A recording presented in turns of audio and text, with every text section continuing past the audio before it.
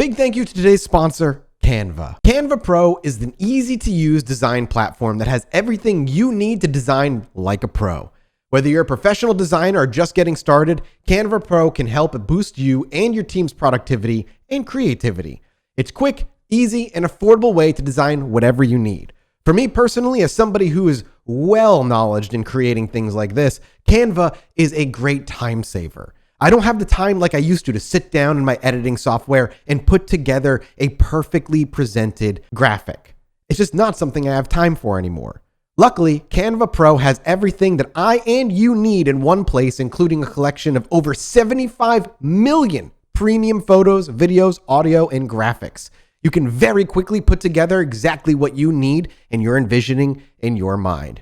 You get all this and more in just one Canva Pro subscription. There's no idea too big or too small for Canva Pro. Design like a pro with Canva right now. You can get a free 45-day extended trial when you use our promo code. Just go to canva.me/chill and get your free 45-day extended trial. It's over a month.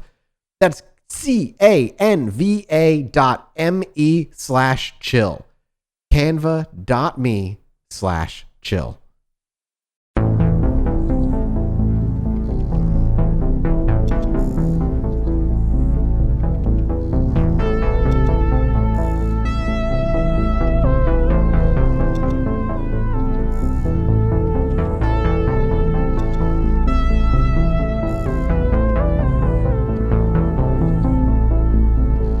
Hello, everybody, and welcome back to the Chilluminati podcast, episode 94. As always, I am one of your hosts, Mike Martin, joined by my two other co-hosts, Jesse Cox and Alex Fasciane. The boys from the West. The boys from the West? The boys the coolest thing anybody's ever said to describe us as a pair. That's what I do. So mysterious. I try to pick the most vague, obvious thing about you, and I apply it as your descriptor. Beautiful. Yeah, you know, man, what's a good segue? What's a good segue? You're trying to get us into the shilling, right, aren't you? How about this? Yeah. If you want to have the show on the air every week, head over to patreon.com/ChilluminatiPod, where you can support our show. You can make our show even better than it already is. You can add to the legend of the Chilluminati, and you get plenty of cool stuff in return. Art, pre-sale on merch, you get access to the Discord, all kinds of dope shit. Go do it. Patreon.com/ChilluminatiPod. And what about our world famous? Look, I gotta help. What about our world famous other show we do?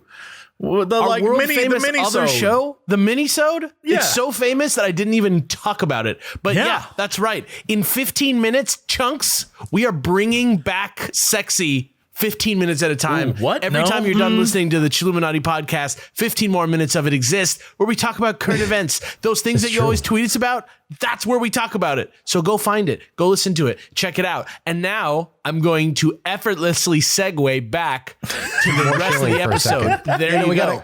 I got to shill a tiny bit more because the time of this episode going up, we have a huge sale happening over at the Yeti.com/collection/Chilluminati, 30% off. The stuff that's going to be coming out of the store. We're basically wiping out what's left, and we're going to have new stuff going up, a new poster, a new t-shirt. The Chupacabra shirt is now going to be a poster, and the Jeff the Mongoose t-shirt will be going up alongside of it.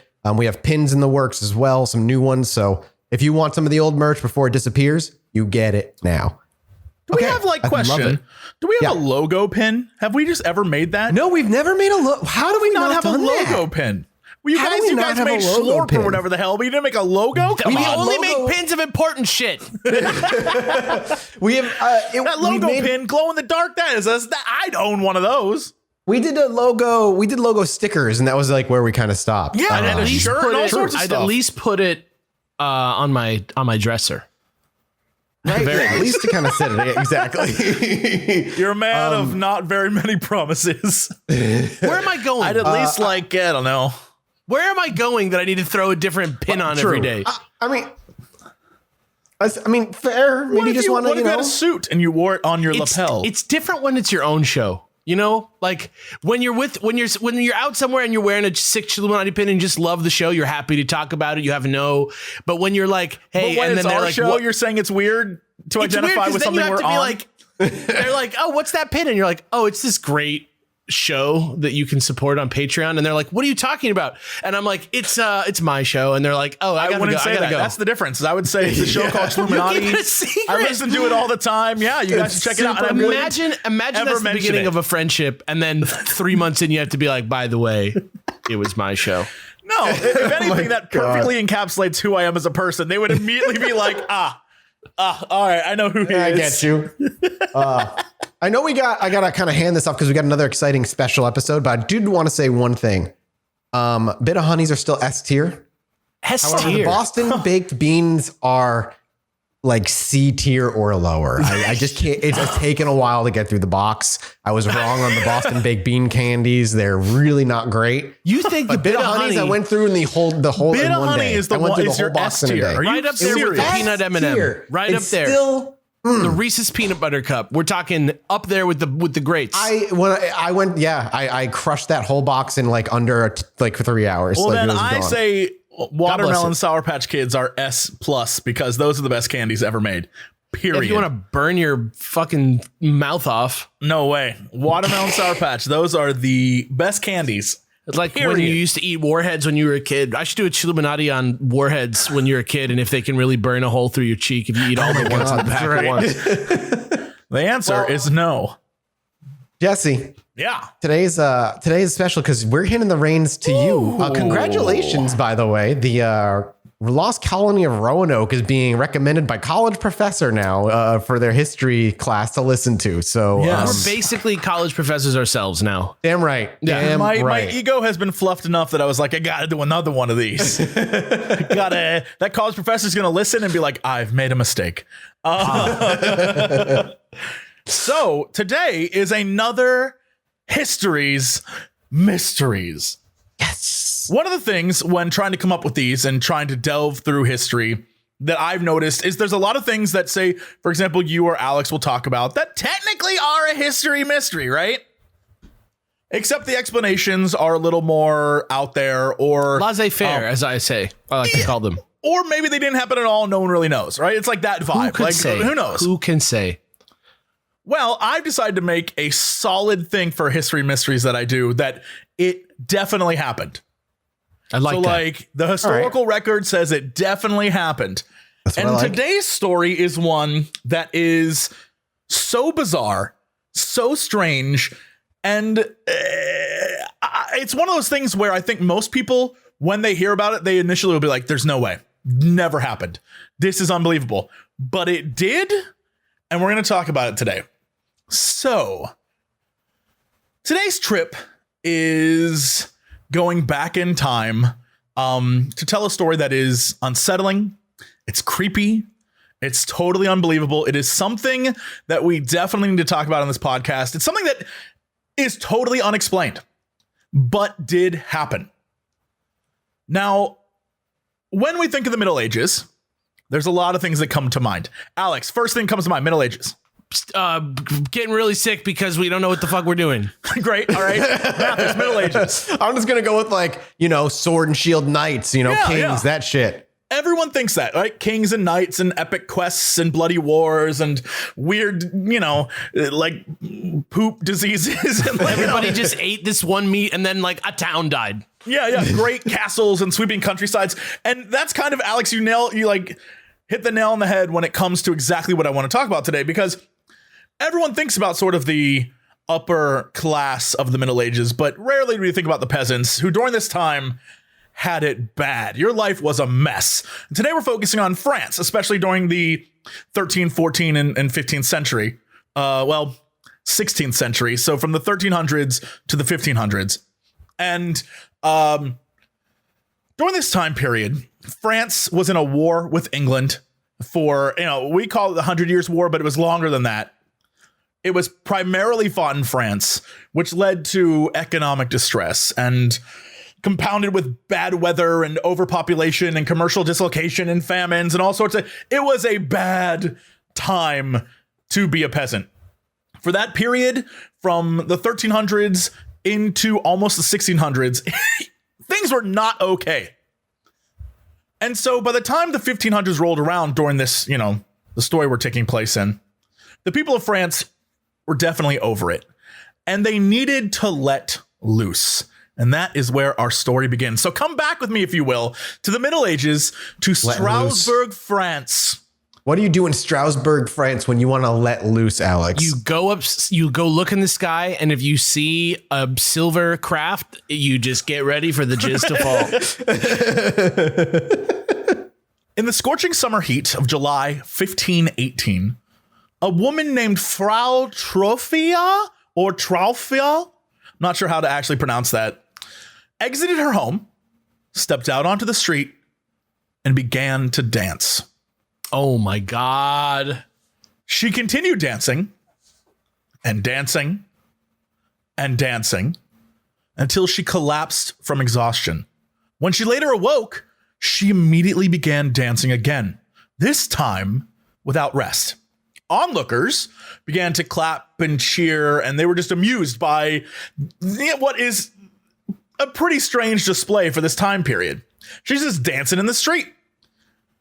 But it soon took a grim turn because one day passed, then another day passed, and another day passed, and she kept dancing. No breaks? She would, sometimes she would pass out and then immediately get back up. So she literally just danced her ass off every waking moment of her life for like several days. Oh, living her best life. But wait, there's more. Things took an even stranger turn when over the course of that first week, 30 additional people from the town joined her. They danced and they flailed about, seemingly without a care. But onlookers described their faces as pained. And it makes sense. Oh, yeah, it makes sense because as they danced, they did not stop. They danced to the point of injury, seldom stopping to eat or drink or use the bathroom or take care of their bruised feet or the mounting fatigue they had. They just kept dancing. Did they at least like have fun with it? Like you know what I mean? Like, did two of like was it like dancing? Like as if like to me, I mean, obviously there's no stereo. I will try to describe this to you. It did not stop there. Over the course of the first month, 400 additional people joined the dancing, completely neglecting their family, their friends, their responsibilities, just so weird dancing. I'm honestly just surprised that was that many people alive in one place. Well, I mean, there's another stat that when I was doing this research, there's another stat about the bubonic plague and stuff like that. And they were talking about how, you know, some towns, the population dropped from 40 to 20,000, right? So there were,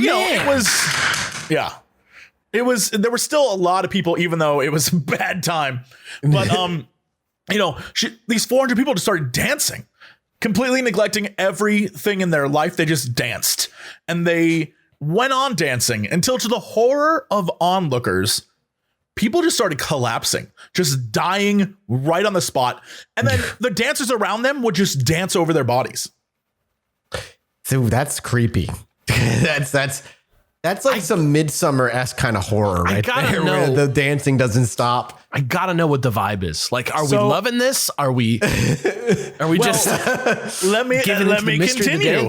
Or is there like middle-aged cocaine epidemic that just like ripped through some people? Like, goddamn. The city elders were like, what is going on? They were not amused by any of it. One of them, a man named Sebastian Brandt, who actually wrote a book called Ship of Fools. Oh, he was the crab from the Kingdom of Atlantis. Right, yeah. Right. Except he was not into love. If anything, in his book, he wrote a chapter on the folly of dancing. So this dude was pissed when he saw the people in this town just openly in the street, just shaking and flailing and doing their thing. And so they said, we got to get together and talk about this. He gathered the council and he said, look, we need to get them out of the streets. We need to do something. The dancers aren't spread throughout the city. This isn't like a citywide thing. They all seem drawn to certain places. And we don't know why, but we do know is they're causing huge traffic jams of people. We cannot handle this. This is just like that Santa thing where all those Santas get like fucked up and like run through the streets in New York. SantaCon? Yeah. It's like a wild, whatever those things are, where people like a flash mob, right? Oh, yeah. It feels like that. Flash mob. They probably just didn't know when to stop because they didn't have Twitter. So they were just like, are we good? They just kept going. And so Brant and the others were like, we gotta put a stop to this. And so they tried to do so. But those who frolicked would not be removed. They simply kept dancing, even though it seemed as if the people themselves wish they could stop. At first, and this is going to what Alex was talking about or asking, they would cry and they would wail for help, but eventually entered sort of like a trance-like state and danced with a passion that prevented people from holding them down. Their bodies were just like flailing. Hell no. Maybe somebody left the like British computer on, and then there's somebody who's playing like some sick, like some like Prince music or something through the rhythm is gonna get you, dude. Yeah, like through the computer into the olden days, and they're just like, what is that? I can't help it. It's just too good. First they cry because they're like moved by it, because they're like, they hit that part where he's like, dearly beloved, we are gathered here today to talk about this thing called life, and they're like moved by that, and then when it starts, that's when they give in. So Branton and the other city councilors consulted local doctors who, keeping with the medical wisdom of the time, concluded it must be overheating of the blood on the brain, and their passions are just flared up. That's why they're dancing this way. That of course that does cause your passions to flare, the overheating of your blood. And the only way to solve it is to chop off your own penis or some fucking stupid ass cure. So they figured if we could just, if holding them down isn't going to do the trick, there's only one thing left that we can do. Kill them. More dancing. More dancing. Yes. Perfect. It's kind of like the idea of if your dad catches you smoking, he brings the whole box of cigarettes. Oh. He's like, you're going to have to smoke all. It's that vibe. And I remember when Bobby Hill did that, and then he just got addicted to cigarettes. Yes. I was thinking the exact same thing. All in the bathroom on that last one. And so what the town did, this is amazing. What the town did, they cleared an open air area for the dancers to be moved to, commandeering guild halls, erecting an actual honest to God giant stage, bringing in performers, pipers, drummers, you name it. And they literally created a concert venue and herded them all into it. And that was the origin of French electro music. The theory here is insane. The theory was, if they could get all these people to sort of turn their dancing up from like prom to rave, they would shake off the sickness. They would wipe it out. Yeah. So they hired they even like the sickest DJ in France. Yes. They hired all of these, obviously not DJs, but like whatever at the time was the music people. They were like knights, but they had like digital displays on their faces. Absolutely. And they hired these people to come in and dance, and they just or play the music so that people would dance. And unreal. Yeah, what a fucking solution. I want to be governed by these people. And so they just kept them dancing and dancing and dancing. They even went as far as to hire the strongest people in town to hold up the dancers who were too weak so they could keep going. Oh my God. Now, what the fuck? Do we know if they could, do we know if they could communicate with these people, or were they just, like I said, at first it seemed like they didn't want to be dancing, right? Like when most people first started, they had the look of like, please help me. And then eventually sort of entered a trance and were just gone. Gotcha. Just sort of like dancing machines. That's so weird. Mm-hmm. Dancing machines. Like you said, at least they're helping them by holding them up. Hiring strong men? They hired strong men to come in and hold them up. This must have been an economic boom time to have that type of fucking money. I think it was because for 2 months this continued during the summer. Every day at its height. Bacchanalian. At its height, there is no actual information about how many people were actually dancing, but at its height, at least 15 residents were dying a day from strokes, heart attacks, and exhaustion. Just from the dance party? Just from this dance party, because they like didn't do anything else but dance. Dude, literally even partying was killing people back then. That's nuts. Or were they fucking vibing? Like, what's going on? Yeah, well, we'll get to it. Vibing. A poem in the city archives explained what happened next. And, it's short, but I'll just include this, and we'll give it to Mathis to read for the free for me. Fucking poem. right there. It's not Right even, there? it's not even a Okay. poem. It's just a line. Oh, in their madness, people kept up their dancing until they fell unconscious and many died. Oh, that was. All right, The well, that's music of the line just dances off of the verse. Yeah, that was just. That's less of a poetic feeling and more of just kind of a blunt statement. Everyone went crazy and fucking danced, and then they died. Whoa. You can feel it. In the air, the world is becoming more normal. And I'm still subscribing to delivery food. Listen, thanks to HelloFresh for sponsoring this episode. And as somebody who has gotten so adapted to having these fresh meals delivered right to my doorstep, the convenience is just too easy to give up. And that's why HelloFresh is easy, fun, and affordable, which makes it America's #1 meal kit. The recipes are easy to follow and quick to make, with steps and pictures to guide you along the way. HelloFresh cuts out stressful meal planning and grocery store trips so you can enjoy cooking and get dinner on the table in about 30 minutes or less. It's also 28% cheaper than shopping at your local grocery store. Plus, you skip the checkout lines. Can you see why I don't want to give this thing up yet? HelloFresh is also delicious and nutritious. It offers over 25 recipes featuring a range of flavors, cuisines, and ingredients, so you'll never get bored and you'll have something new to try every single week. The ingredients travel right from the farm to your doorstep in under a week. That's how you know the stuff's fresh. I recently got a kit to make a delicious homemade burger with really fresh veggies to go on and a side berry salad, and you can get that right now delivered to your doorstep. Just go to HelloFresh.com/12chill and use code 12chill for 12 free meals, including free shipping. That's right. It's HelloFresh.com/12chill. HelloFresh.com/12chill and use code 12chill for those 12 free meals. Thanks so much again to HelloFresh for sponsoring this episode. Whoa. The city council realized, I think we may have goofed, and decided instead that at the end of the summer, boiled brains probably wasn't the problem. And the dancers were suffering from we would all associate in the Middle Ages the most obvious of answers, holy wrath. Can we just take a minute and just recognize it took them 2 months to come to the conclusion that it was not boiling blood or Things brain? were a lot slower. Didn't have a lot going on day to day, I feel like. Months to come to that conclusion? Damn. I mean, if there was no dancing going on, they'd probably just be tending to their filthy stew. You know what I mean? There's probably not a lot else going on besides I don't know, going out and what do you even do? Are you a farmer as a peasant in a town? I don't know, maybe a baker or a candlestick You're just maker. judging Belle from Beauty and the Beast all day. Just looking at young independent women and judging them silently from your windows. Absolutely. That's one of the few things you could do. Isn't that right, guys? She should get married. We. So they said holy wrath, right? It had to have been God.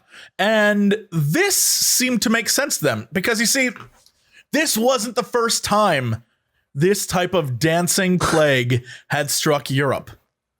Legend tells in the 80s. Oh, no. Legend tells that in 1021, so we're already going back 500 years before this. In 1021, 18 people in the German town of Kolbig, Nailed it.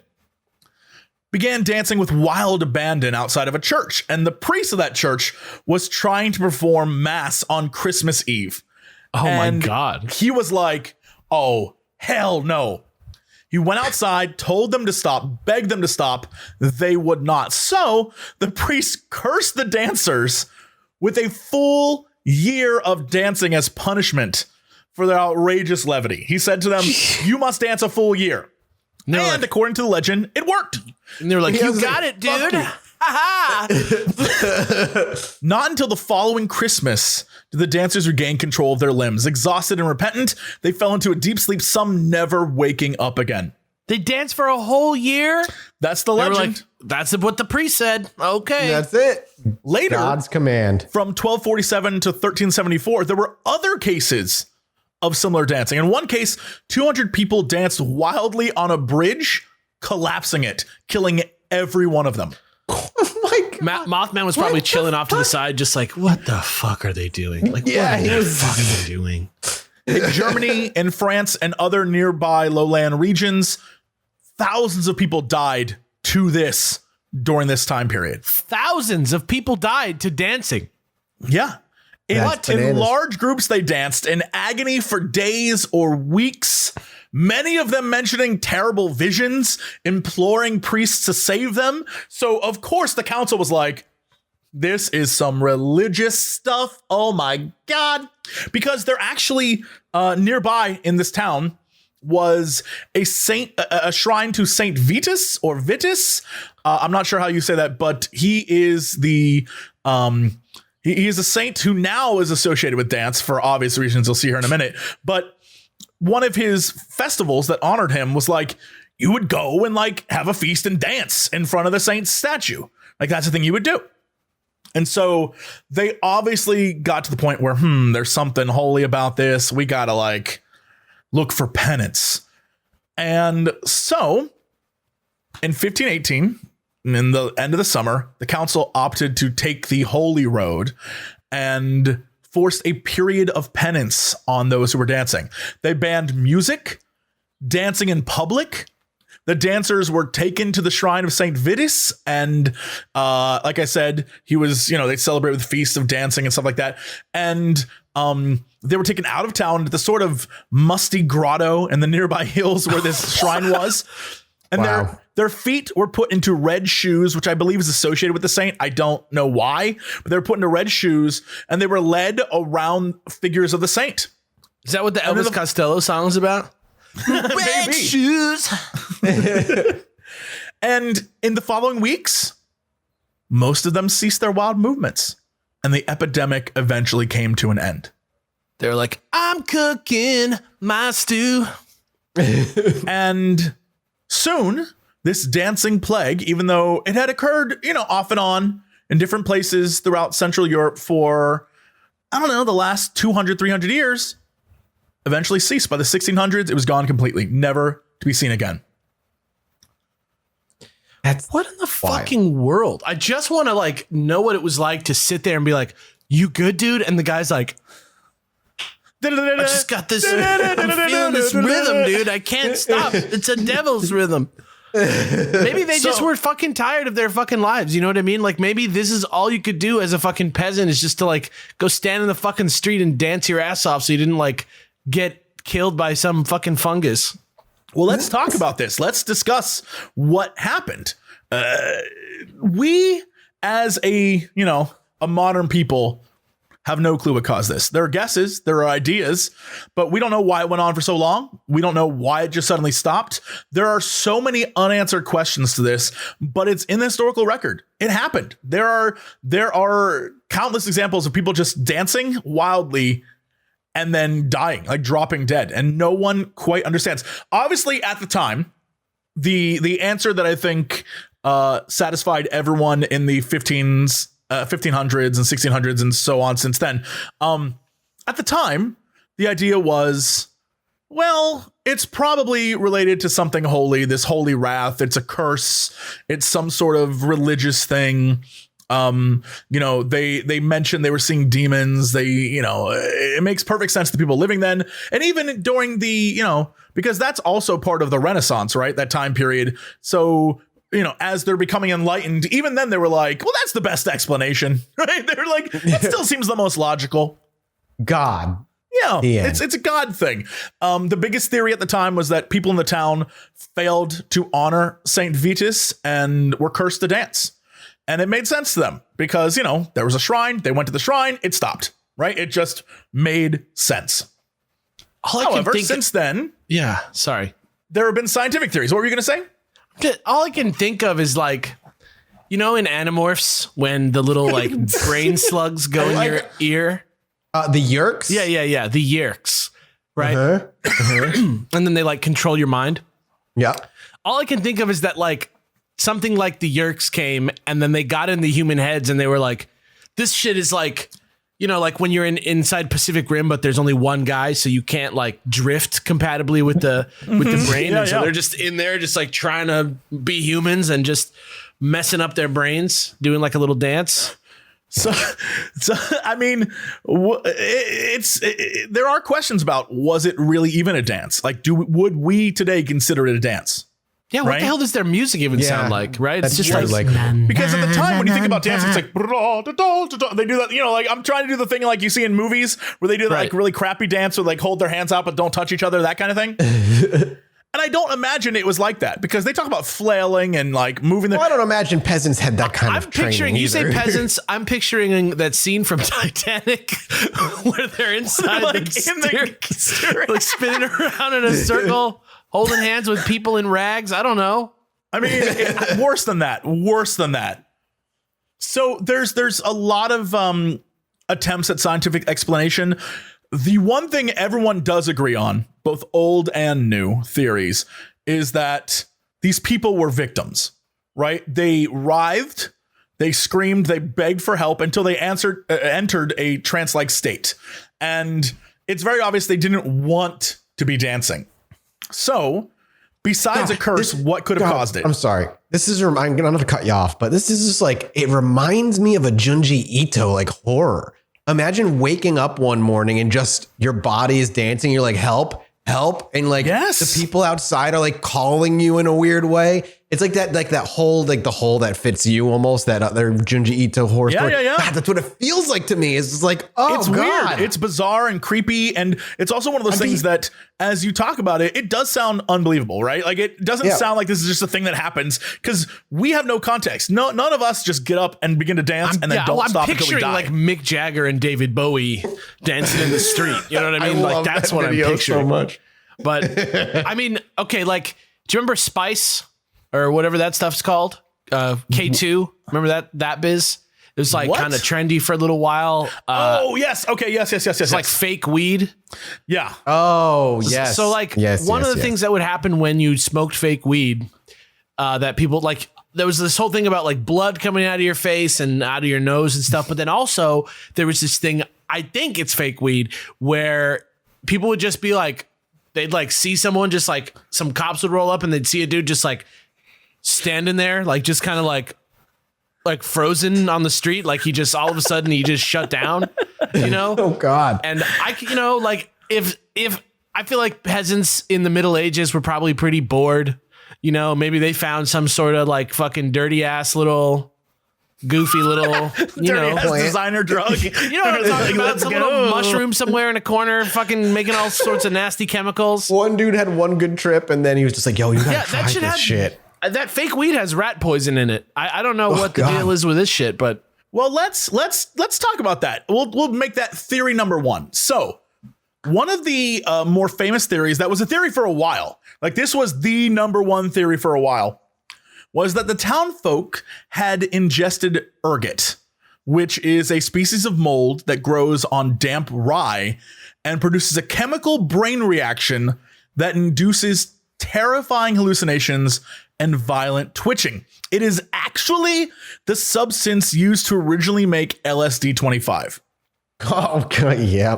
All right. And they got up and danced in the street? Well, again, peasant dancing, flailing, you know. I mean, if you are a fan of the Salem witch trials, one of the big theories there is that ergot was linked to possibly why all that went down, right? It's actually a surprisingly common thing to have happened in the like 14, 15, 16, 17, 18th century. Like people would just get this ergot on their food and then they would just go loopy. It was so common, it was actually called St. Anthony's fire. Because you would start seeing things, and a lot of people believed that they would have these visions. Like, most when you're on this, you would see like, you have altered states of consciousness, or you would see crazy shit, and you could almost assume that's why they were shouting about stuff, and then they would enter this trance, right? And also, apparently, it makes you afraid of the color red, which could be associated with the red shoes. Huh. I don't know. But what the fuck? That's the a one weird thing that never made sense from this theory, the one thing that never made sense is this, like every other drug, eventually runs through your system. So why would they have been dancing for weeks and weeks and weeks, especially if they weren't eating things? I mean, the obvious answer is gotta be like just they got on like a fucking zag and like monkey see monkey do. Like I remember that story of that Australian family that just like suddenly just like was like, oh shit, we're being fucking followed. Throw your phones. Go. Like the brain can trick you into doing shit. I don't know. Maybe that's what it was. I mean, great question. Like if I saw everybody dancing, like would I start dancing? I don't know. I don't know how strong-willed I am. If I walked into town, we will talk about that. We will. That is another theory. Because again, it makes so little sense. It has to be these kinds of theories, right? So another theory by John Waller was extreme psychological mass psychosis. Much like in 1374, when people had broken out and dancing, the time period had appalling harvests. It was the advent of syphilis. There was leprosy. The plague had been just ravaging the hell out of Europe. It was a rough time to be alive. And, all you have to do is think of today and the last year and how people are getting more and more angry and angsty and argumentative and wildly combative and all sorts of. And this is just being told to wear masks. So imagine living in a world where like you wake up one day and you poop your guts out and die. The end. Like that's it. It was that bad of a time. Yeah. So Jesus. That would just that would be such a rough way to go down. You'd be like, I think I need some water. And then you just like be dead. Waller theorizes that because all these dancing plagues occurred at roughly the same time in roughly the same area for that, little short span of a couple hundred years, that the people had this idea of a curse planted into their mind. And this is a statement for Alex to read. Every so often, when physical and mental distress rendered people more than usually suggestible, the specter of the dancing plague could quickly return. All it then took was for one or a few poor souls believing themselves to have been subject to the curse to slip into a spontaneous trance. Then they would unconsciously act out the part of the accursed, dancing, leaping, and hopping for days on end. Wow. And so maybe they just sort of like got themselves riled up into this curse. And because of everything that was going on, it was, it was this mass psychosis. They all sort of were so worked up and so completely stressed out that they snapped. And then because one person did it, everyone else was just kind of like, yeah. And they just like had the rave. They were like, F it, let's go. And because life was so bad, they just danced without abandon until they died. Like it sounds crazy. It sounds insane. But then I think about those televangelical priests that come out and they're just like, and the people who just like, bam, and people just like go down and he just like wipes them out like Sauron at the beginning of Lord of the Rings with his little thing. They're just going down. And I'm not trying to talk against anybody's specific beliefs, but not every priest out there that's preaching a certain religion is necessarily, as adherent to that religion as they might say. And you see some things like, people get caught up in that stuff or like where they like whip out the snake during church or anything like that, or they speak in tongues like that shit. It's not that it's particularly true or false. It's just that humans have this sort of like surprising tendency to like, oh yeah, I'm on the zone, baby. Like, ha ha ha. Like, you know what I mean? It's weird. Well, that's actually what the third theory is. It's the one I think I tend to believe most because, the mass psychosis, that's the assumption that everyone was just like, yeah, right? Yeah, I think the third theory is probably my favorite one. And this is the case of classic spirit possession that you were just talking about, Alex, which is, these people act as if their souls are being taken over. It's like watching someone on TV pretend to like have a ghost speak through them or something. U.S. anthropologist Erica, poor Erica, I'm sorry about this, Bourguignon. She's kind of like parallel to Waller and has written about it this way. And Mathis, this big hunk of text is for you. Oh, I love being a big, thick text boy. Oh my goodness. All right. Every so often, when physical and mental distress. That's the previous one. Oh, shit. Where am I? Oh, raised in an environment. Yeah. Gotcha. Sorry. Raised in an environment of belief in which spirit possession is taken seriously primes people to enter a disassociative mental state where normal consciousness is disabled. People then act according to culturally prescribed ideas of how the possessed should behave. This is what happened in European convents before the early 1700s, when nuns would writhe, convulse, foam at the mouth, make obscene gestures and propositions, climb trees, and meow like cats. That's fucking wild to think of a nun just foaming at the mouth and like hissing at me from a tree. Honestly, that tickles me. I get it. Yeah, I'm feeling it lately. Their behavior seemed strange, but the nuns lived in communities that encouraged them to obsess about sin and were steeped in a mystical supernaturalism. Those who became convinced that demons had entered their souls were prone to fall into disassociative states in which they did exactly what theologians and exorcists said the diabolically possessed do. In such cases, the possession trance also spread to witnesses who shared the same theological fears. You can see why I enjoy this theory, because it's pretty much how I view everything on this show, where I'm like, we've been told that's what aliens look like, so everyone sees a gray every damn time, like that vibe. And during this time period, everyone knew what being tortured by demons was like, or everyone had that fear. And so when they saw this happening, and when people in town were like, it must be that you didn't, praise this saint enough, demons are here. People just like got it in their system. Like the people when Alex was talking about when they go to the church and they're like, right? And then they're like, you've cured me. It's like nothing happened here. You just got it in your head that something happened. You just fell down because you felt fucking excited. Yeah. And that's the same thing here. It's because of all that stress in their life, all these things happening. There's all these outside factors, and the way they dealt with it, it wasn't, a mass hysteria. It might have been like one or two people had a break, and then everyone else was like, I'm in. Like it very well could have been like that. Who knows? I got another theory. Okay. What if, have you guys ever done a drum circle? No. So it's a pretty hippy dippy activity a lot of the time, the drum circle, but you get in one, everybody's got their little thing, and then you start like a little jam, and then like everybody's just sort of like doing their little tech, and then you start to like get into the zone, and then suddenly it's like 3 hours later. You know what I mean? I feel like maybe they could have just like all like got into the vibe of this, like we're dancing, and then suddenly, instead of it being like 3 hours later, just suddenly you're dead. I mean, if you're tired, if you're not strong enough for the rhythm of life, you know what I mean? Like if it's coursing through you and it takes your essence away, like I could see you deserve that essence in the first place. But maybe they're just on some sort of like super flow state, Zag, where they're just like, I've never had a super flow state except for Civilization 6 when you play as the creep. Yeah. And it's literally just this drum, like, and 12 hours later, I'm still bopping my head till it's great.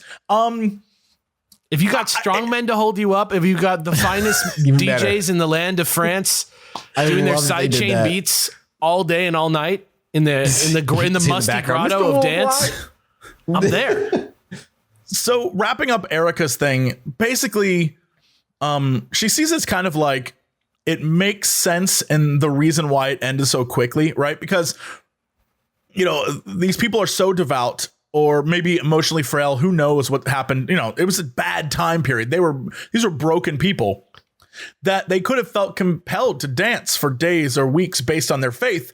And then it also explains why when they were given faith as an answer and they went to the temple, it stopped, right? Like it like wraps up nicely that way. Man, if that was it, I would imagine they would have wrapped that shit up real quick. They're like, you know what? Actually, I'm tired. Like, I guess people just walked around the statue a bunch, and then over time, people just stopped. They stopped dancing. It's just, it's scary to think about. Like I said, it's got that kind of obscene horror vibe. Yeah, there's many books about this. Waller, I believe, even has a book you can find on Amazon, but I think it's like college book prices. I think it thing's like $50. God. It's ridiculous. But there's a lot of books about this.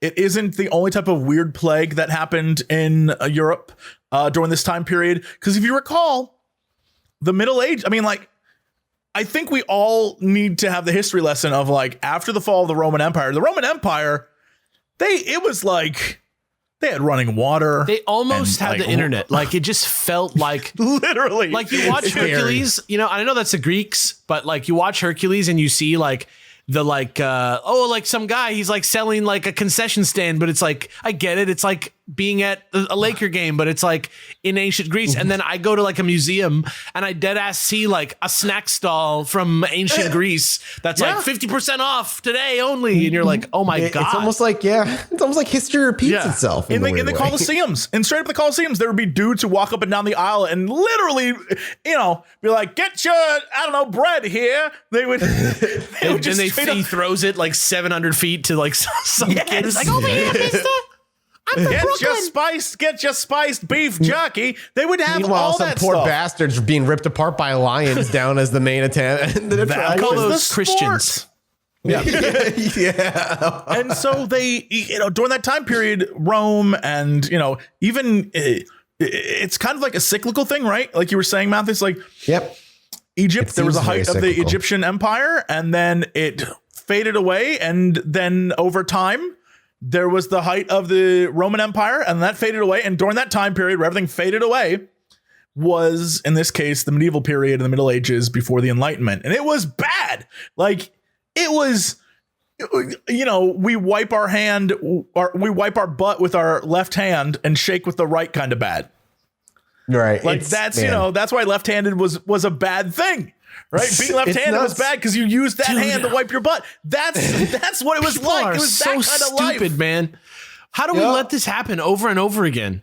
I don't know. You know what's scary, man? And I'm sure Jesse probably feels similarly, is that like as somebody who was like went to school and like majored in history and shit, it's like watching, like knowing that history of all the empires coming and then watching America hit that 250 year mark and just watching us struggle with the same exact shit that caused every empire previous to topple. Because America's an empire. We can call us a country, but we're very much an empire in a lot of ways. I mean, the way the Romans treated their sub-states are the same way we treat our states. You agree to be part of our empire, and then you have your state's rights and that kind of thing. I was watching it's just crazy to watch. I was watching that QAnon documentary on HBO, and I was just like, oh my God. Like, this is just really like, it's literally like crazy superstitions. Like, it's literally just the same thing as like, you know, wearing red shoes and going to church. It's the same shit. It's like as based in fact as any of that. But if we hit $10,000 on our Patreon, we too will consume Ergot and go out into the streets of your small English town. I will not do that. I'm afraid I don't want to do that either. But so either way, those are our best guesses. There are many other theories, all of them wild in like, you know, the possession sort of aspects but there's no real information on these events. You know, most of it happened during the Middle Ages. There was piss poor record keeping during the Middle Ages. You know, this type of dancing mania, you know, hasn't appeared in the last 500 years and only appeared during this time period of the Middle Ages. It wasn't happening in Rome, for example. So, you know, no one truly knows what caused this. But for a time during the darkest part of Europe's past, even dancing was a plague. Unbelievable. That's nuts. Just like what the laughing plagues too. Like, how can you what's so funny that you're laughing for 2 months? I've never heard anything that funny.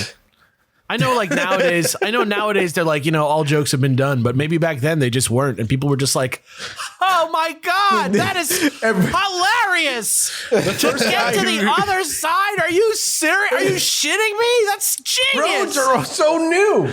The first guy who was like, and boy, are my arms tired. People died from that joke. He was the one flying. You get it? Literal deaths. Countless people died. It's terrible. Oh my God. There's a Monty Python sketch about that. That's what that joke killed means. Yeah. Unreal. What a story. That is our mystery. Still never know. Thank you so much. Yeah. I had never heard of that. That was nuts. That's just, like I said, it's got such interesting horror flavors to it. I enjoyed that. So thank you so much, Jesse, for doing that. Now we've got to go do what Alex said. And we're going to go do some extra and dance in your town, assuming you're French. Soon, when we all have our vaccine, that's how we're going to perform from now on. Yeah. We just The next Chilluminati live show is going to be fucking wild. Let me promise you that. we all just take a little Ergot before we get on stage next live show. I'm going to dunk my knees in my own pee before I get on stage this time. Yeah, it'll be a spiritual experience. I want to let you know, I'm really looking forward to our next live show, mostly because we'll have a new memory of a live show, and I hope it's better than your previous one, Alex. I don't have to keep going back to the same pissing on my own pants story. But you didn't. You didn't. I just slipped in somebody else's piss and shit while I was peeing. You know, like, that's the thing that sucked about it the most, is that it was just like a release for me. I've been waiting to do it. I wasn't going to do it on stage. I got in there real quick, and then I like got like full on Charlie Brown by life. Full on Charlie Brown. It's so gross. I can't wait to go to the next live show and have the guy be like, I was the guy who said I wouldn't turn around or else I would have peed on you. Speaking of live show, like I don't want to say nothing, but I'm going to say something. Plans are in the works. And if we get the venue, it's exciting. It's exciting, y'all. I would love to be what he's talking about. I would love to do a show there. I've always wanted to my whole life. Never been. And it could be anywhere. It could be anywhere. So, you know, I'm excited. Yeah, I'm excited. Could be anywhere, but like I'm very excited. But I have wanted to do it my whole life. So all I'm saying is, narrows it down. As the pandemic slowly winds down, hopefully, fingers crossed, please, make some October plans to be in LA. You know, end of October. Just like make some plans. God, it'll be 2 years at that point since our last live show. Yeah, just make some plans. Just think about October. It's a ways off. Block out late October. Let a Chilluminati know. You know, reach out. Chilluminati know. We got to go speak to some other Chilluminats in a chill mini. I'll show you guys some actual good candy too when you guys come to the show. You'll see. Yeah, I got some bit of honeys. I'll hand out bit of honeys to everybody. Eat some zigzags. Thank you guys so much for listening. If you want to, you can head over to the Patreon. Like Alex said, you can jump on and go listen to the minisode. That's what we're going to go do. It's so good. It's such a good value. Next week, Betty and Barney Hill begins. We'll see you then. Bye, everybody. Hey, are you a fan of The Office, Radio Rental, or perhaps just a fan of Rainn Wilson? Then you're going to want to check out Dark Air with Terry Carnation. Dark Air with Terry Carnation was created by Rainn Wilson and Aaron Lee. And Rainn Wilson stars as the man himself, Terry Carnation, a late-night talk show radio host of Dark Air, which deals with bizarre topics, outrageous callers, and other fun mysteries. Dark Air with Terry Carnation is a behind-the-scenes look into Terry Carnation's return to the late-night AM radio waves after a 3-year hiatus, which started around the time of his wife's death. You'll hear from a caller who is living with an opinionated spirit. Another caller shares details about her dog that can see ghosts with his lazy eye, and one particular call will send shivers down your spine. Is the mysterious caller Terry's late wife? Be open to all possibilities when listening to Dark Air with Terry Carnation. Dark Air with Terry Carnation is a darkly funny new podcast from Audio Boom and has an all-star cast. In addition to Rainn Wilson, Dark Air with Terry Carnation stars Karen Sani from Deadpool, Al Madrigal from The Daily Show, and Yvette Nicole Brown from Community. There will be an office reunion on an upcoming episode with Angela Kinsley, Kate Flannery, and Creed Bratton making guest appearances. And Dark Air with Terry Carnation premieres April 1st. And releases new episodes every Thursday. Go get your listen on.